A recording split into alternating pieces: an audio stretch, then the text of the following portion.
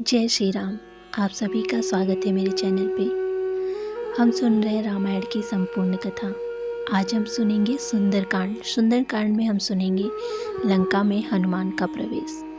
सुंदरकांड में हनुमान जी का लंका प्रस्थान, सुरसा भेंट, लंकिनी वध, सीता और हनुमान जी की संवाद, लंका दहन, हनुमान जी की वापसी, रावण विभीषण संवाद, विभीषण का श्री राम जी की शरण प्राप्ति और समुद्र पर श्री राम जी का क्रोध तक की घटनाएं, ये सारे हम सुंदरकांड में सुनेंगे।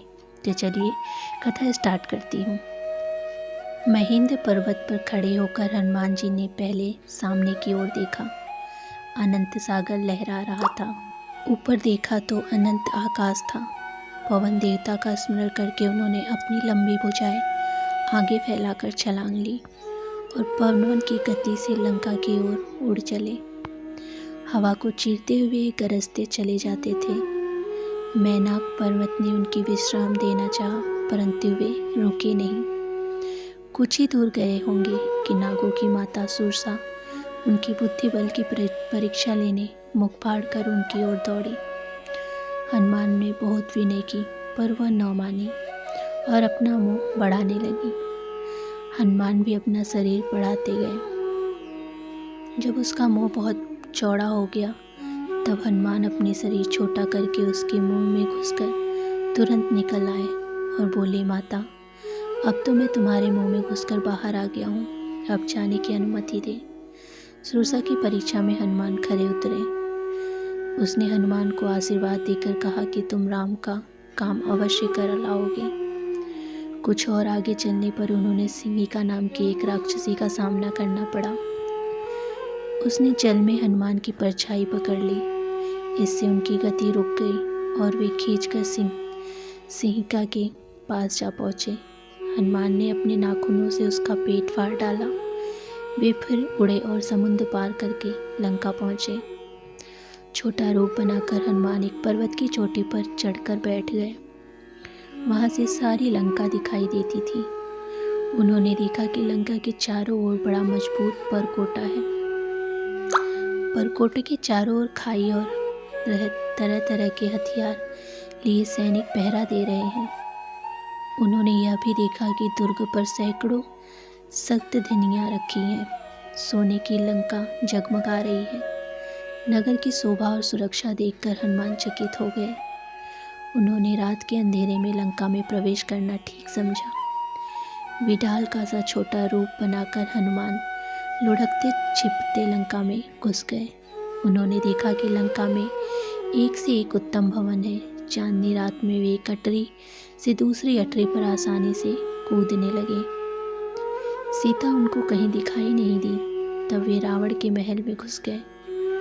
उन्होंने देखा कि रावण एक सजे हुए पलंग पर सो रहा है। आसपास अनेक सुंदरियां सो रही हैं। इधर उधर मदिरा की प्यालियां पड़ी हुई हैं। हनुमान ने बड़ी सावधानी से रावण का अंतपुर छान लिया, परंतु सीता उनको कहीं न मिली। मंदोदरी को देखकर उनको सीता का भ्रम भी हुआ, परंतु उन्होंने शीघ्र ही समझ लिया कि रावण के महल में सीता इस प्रकार निश्चिंत होकर नहीं सो सकती।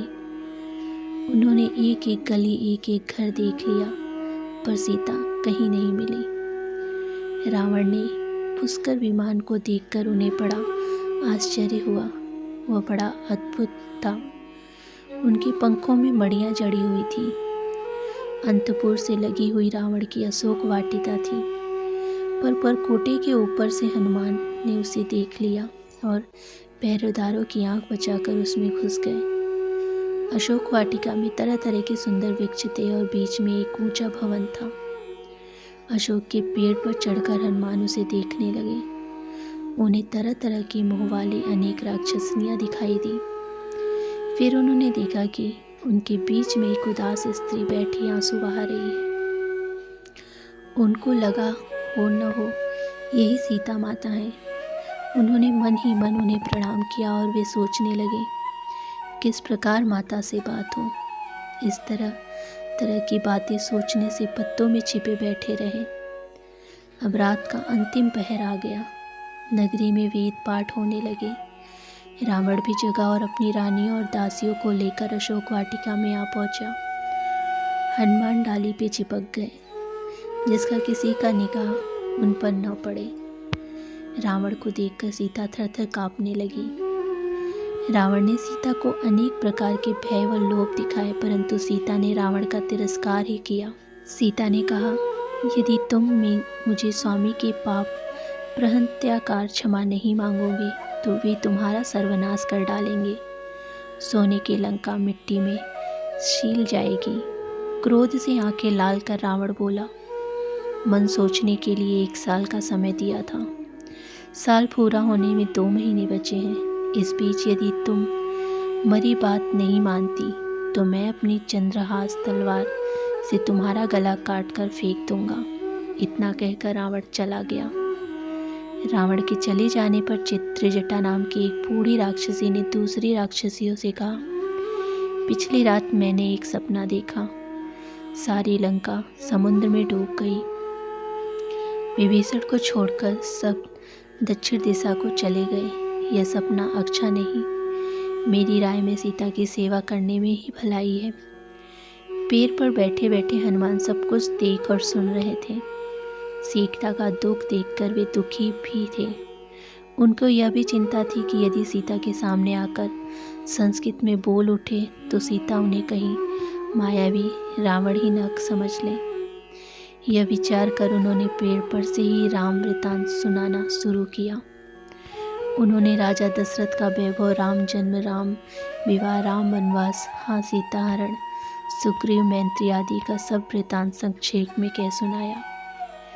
सीता आत्महत्या के विचार से उसी पेड़ के नीचे आ गई थी जिस पर हनुमान बैठे थे। उन्होंने ऊपर की ओर देखा। हनुमान को देखकर पहले तो वह घबराई, पर उनकी बातों से और उनके व्यवहार से भरोसा हो गया कि वे राम के ही दूत हैं और पता लेने के लिए यहाँ आए हैं। तब हनुमान ने देखा कि सीता के मन में बार बार संदेह उठ रहे हैं, तो उन्होंने पर्वत पर फेंके हुए आभूषणों की चर्चा की और अंत में राम की दी हुई मुद्रिका दी। तब सीता को पूरा भरोसा हो गया। हनुमान ने सीता का दुख सुना और राम का विरह सुनाया। फिर उनको धाड़सा बांधते हुए कहा, समाचार पाते ही श्री राम सेना लेकर आएंगे और रावण का वध करके आपको ले जाएंगे। सीता ने अपना चूड़ामणि उतार कर हनुमान को दिया और कहा, जब तुम इसे स्वामी को दिखाओगे तो वे समझ जाएंगे कि तुम मुझसे मिल चुके हो। वीरवर लक्ष्मण से मेरा शुभ आशीर्वाद कहना। अब लौट जाओ, तुम्हारी यात्रा मंगलमय हो। तो यहाँ तक आपने सुना कि लंका में हनुमान जी का प्रवेश हो चुका है और वो सीता से मिलकर माता सीता को राम की व्यथा सुना चुके हैं। तो आगे की कथा मैं जल्दी ही लेकर आऊँगी। तब तक के लिए धन्यवाद। मेरी द्वारा बोली हुई कथा पसंद आई हो तो वीडियो को लाइक, शेयर, चैनल को सब्सक्राइब जरूर कीजिएगा।